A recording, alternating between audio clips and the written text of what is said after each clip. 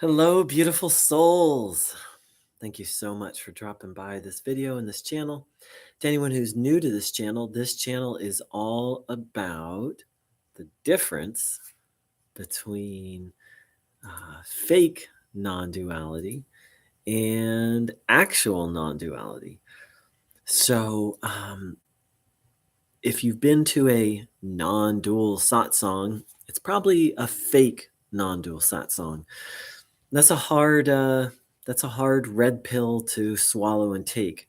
It took me a very long time to accept the fact that the ultimate truth that I had been taught was a very incomplete picture. And ultimately, it ended up being very harmful and very dangerous. And that's what this channel is all about. So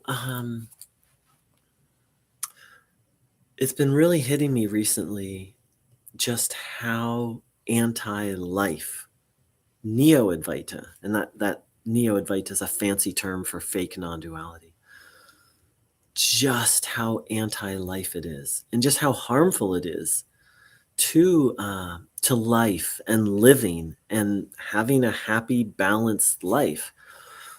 So NeoAdvaita is a drug. That's what I've realized. Part of the reason for that is a mind that is not properly prepared for self-inquiry. And of course, the NeoAdvaita teachers never teach anyone how to prepare. They just teach everyone just to practice self-inquiry, is a form of dissociation. There's a really cool fancy term people are using, spiritual bypass, to where you just kind of bypass and dissociate all of your problems. And so that works in the short term, right? The problems just go away, but they don't actually go away. You've just pushed them away, and they come back, and they come back with a fierce vengeance. Self-inquiry isn't designed to get rid of problems. That's one of the great NeoAdvaita lies. And I'm not sure why the chats aren't working. So if anyone, for some reason the live chat's disabled today. I didn't do it. Don't know why. Sorry about that. That's one of the great lies of NeoAdvaita. Really, one of the fundamental lies is self-inquiry or knowing yourself will solve all your problems. Well, not true. If you're not ready and you have a moment, even just a moment of knowing yourself, it'll fuck you up. It'll fuck you up because it's addictive. Just like when you're having a problem and you like drink some alcohol or smoke or, go watch some porn, the problem temporarily goes away. But again, goes away is not the proper term. It's more like endorphins fire off and you forget about the problem. And it seems like it's been solved. But actually it hasn't. And self-inquiry is just, for an unprepared mind, is just a spiritual addictive activity that just dissociates. And at a certain point where I got to was I didn't care about life anymore. I'm still struggling with this. One day at a time, I struggle with not caring about life because I just want to taste the bliss, taste the peace. There's nothing wrong with wanting peace. Peace is amazing. I'm feeling it right now. It's some good shit. The problem, the question is how to get that peace.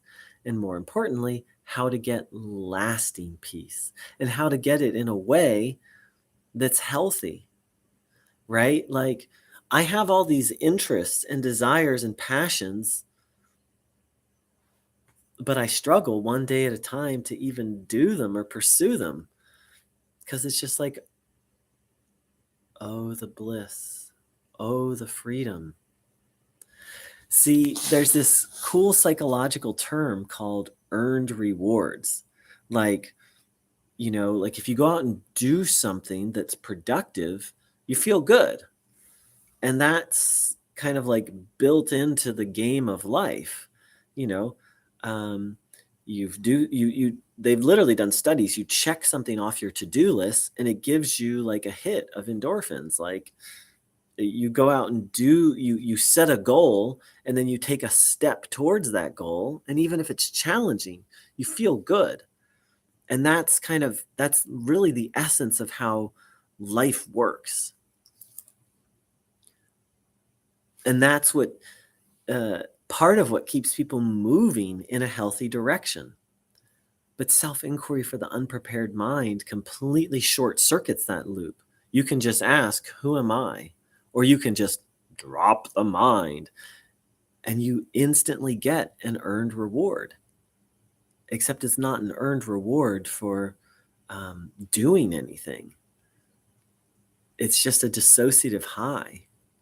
And slowly over time, I lost interest in life to once again have all these interests, passions, and desires, but I struggle. I don't struggle every day, but I struggle many days to even want to do these things. So, hold on, having a little technical glitch. There we go. Okay. So that's why self-inquiry, as Ramana Maharshi himself said, is only for the mind that's primarily sattvic and one-pointed. That means you have a mind that primarily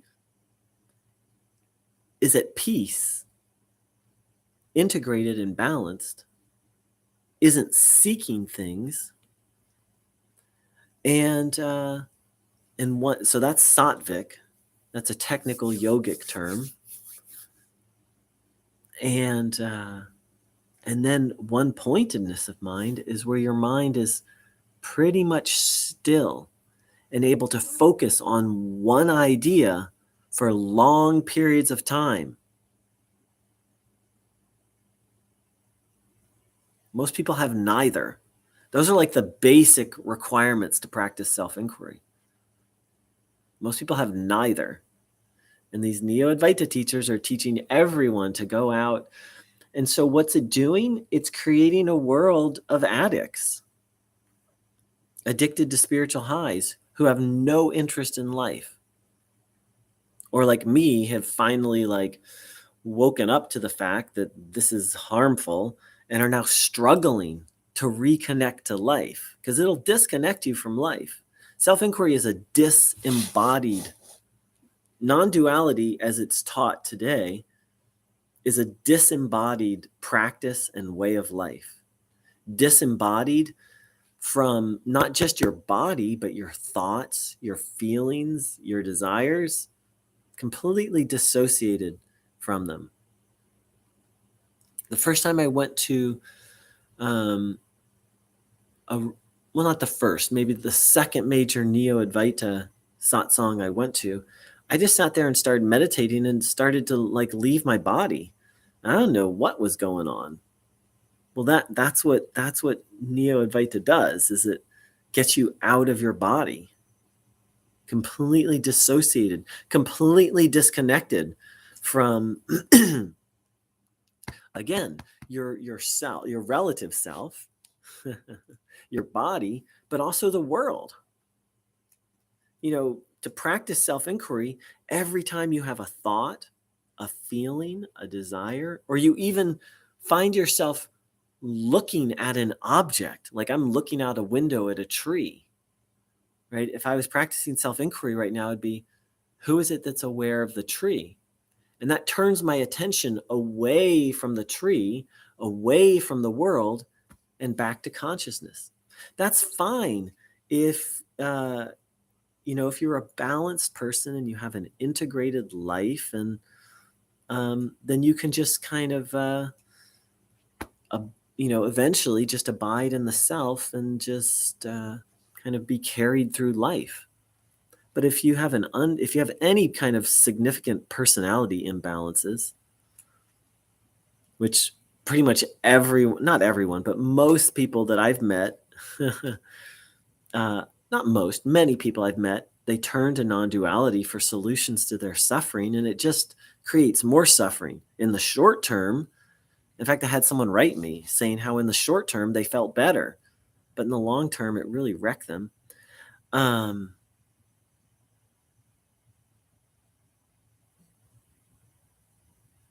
So until you're properly prepared, well, let's just think about this for a minute. It turns you away from the world, and it also turns you away from your personality. Non-duality is like the most intense spiritual, psychic, surgical procedure. And you just have people like on the internet just kind of like, here, do it, go for it. Basically what they're saying is like, operate on yourself, like give yourself a lobotomy, basically. Like undo your personality. Like it's cool. All the cool kids are doing it. Like they treat it like it's so not a big deal, when it's like a complete reversal of everything. And I've likened it to, and this is no judgment towards any particular sexual orientation, but it's more radical than changing your sexual orientation. More radical. Just think about that for a moment. If you're gay, think about how radical it would be to become heterosexual. If you were heterosexual, think about how radical it would be to become gay. Like okay, I'm primarily heterosexual. I call myself heteroflexible, you know.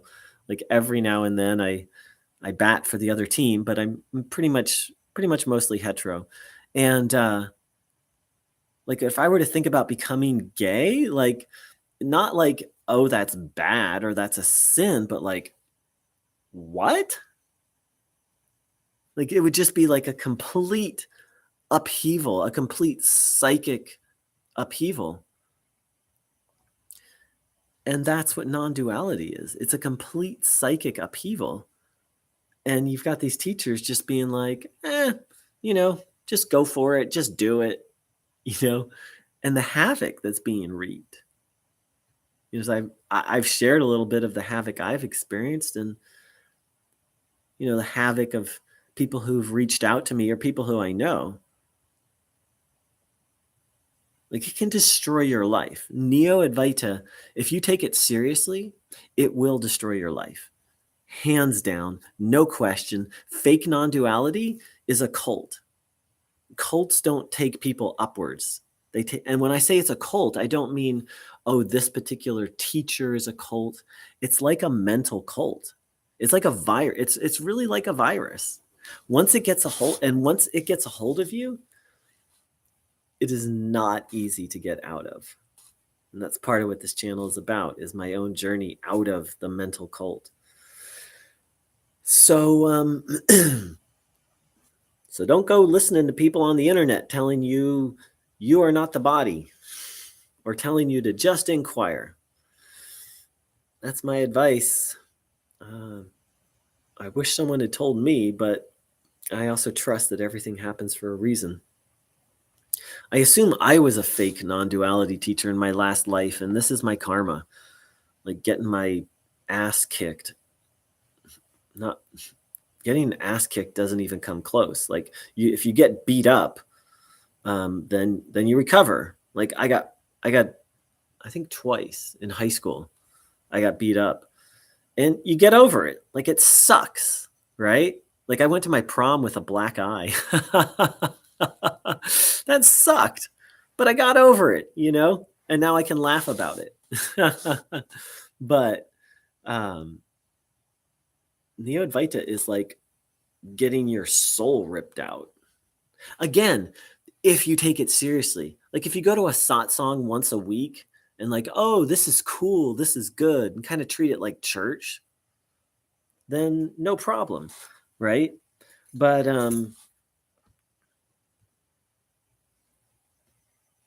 But if you take it seriously, hello, and Mew wrote, there's beauty in such revelations, but it does not prepare you for Moderation, meditation, and application, integration, yes.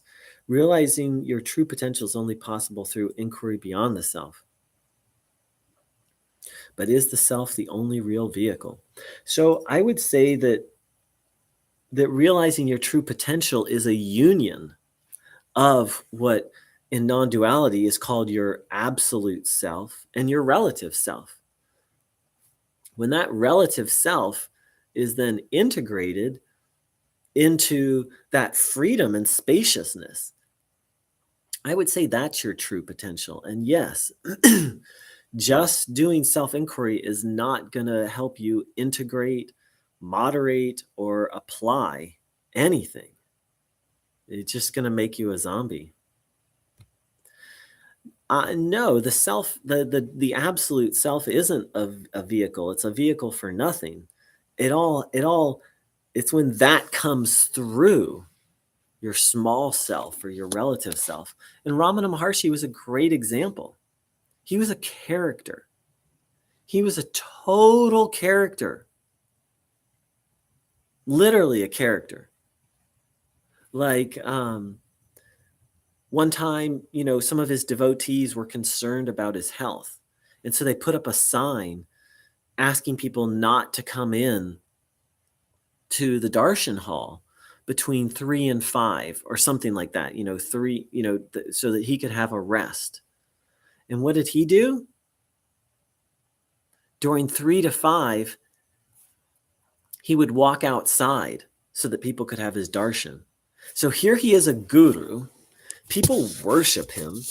If he said, stand on your head and eat peanut butter, everyone would stand on their head and eat peanut butter, right? Like they would all just do whatever he said. They did something he didn't like. They put up this sign telling people to not, go into the darshan hall because they were trying to take care of him. Instead of telling them, no, that's the wrong thing, he just ignored it. He let the sign stay there and he went outside. Like he didn't protest at all. He just did his own thing. He's like, okay, they're doing that. I'm going to do this. And that's just one of many stories. He was an absolute individual. He was an individual in the best sense of the word. His human self was just fused with what you can call the absolute self. And he was just an amazing human being. And funny. He was funny. He joked around a lot. He was kind and sweet and compassionate. He managed things at his ashram. These are the things Neo-Advaita teachers won't tell you about because they're just like, their whole message is dissociation. Like, there is no personality. You'll even hear Neo-Advaita teachers say things like, there is no personality here, when there very obviously is a personality. It's like, it's crazy. It's utterly crazy. And so Ramana became the best of I won't say the best, but I mean, the best of what it means to be human. Wise and caring and funny and humble. So humble. Just like the story I just shared about the sign. So humble.